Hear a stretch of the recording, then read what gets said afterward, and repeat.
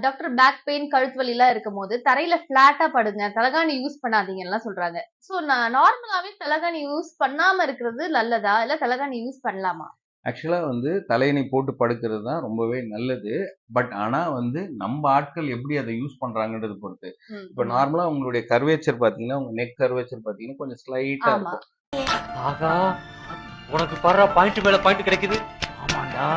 So ஒரு soft pillow கொஞ்சம் மைல்டா இல்லைன்னா ஒரு பெட்ஷீட்டை மடிச்சு வச்சுக்கிற அந்த கர்வேச்சரை நீங்க மெயின்டைன் பண்ற அளவுக்கு இருக்கும்.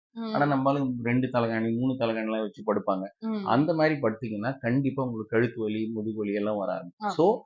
நீங்க வெறும் தரையில படுக்கிறது அஹ், அது அது அதாவது தலகாணி இல்லாம படுக்கிறது it is not advisable. Advise. ஒரு சாஃப்ட் சின்ன தலகாணி உங்க கழுத்துடைய கர்வேச்சரை அது பேலன்ஸ் பண்றதுக்கு மேட்ச் இருக்கணும். பண்ற மாதிரி ஒரு பில்லோ யூஸ் பண்ணி தான் நீங்க படுக்கணும். ஸோ நிறைய பேர் என்ன பண்றாங்க, தலகாணி இல்லாம படுக்கிறாங்க. அது அப்படி முற்றிலும் இல்லன்னா தவறு. 2 தலகாணி வச்சு 2 படுக்குறாங்க. தலகாணி வச்சு படுக்கிறதும் தவறு. தவறு. ஓகே. ஏன்னா உங்களுடைய ஸ்பைனல் கார்டு அரேஞ்ச்மெண்ட் உங்க செர்விக்கல் எலும்புல இருந்து ஸ்பைனல் கார்டுல இருந்து அது ஒரு பெரிய ஸ்ட்ரெயினை கிரியேட் பண்ணும். ம், ஸோ ம். அதுதான். இப்ப கழுத்து வலி இருக்கிறவங்களுக்கு எல்லாம் இந்த செர்விக்கல் பில்லோஸ் இந்த மாதிரிலாம் இருக்கும். அந்த கர்வேச்சரை மெயின்டைன் பண்ற மாதிரி இருக்கும்.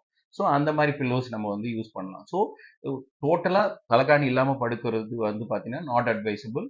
பட் அந்த கர்வேச்சரை மெயின்டைன் பண்ற மாதிரி ஒரு சாஃப்டா சின்ன பில்லோ போட்டு படுக்கிறது அட்வைசபிள் அண்ட் அதுதான் கரெக்டும் கூட.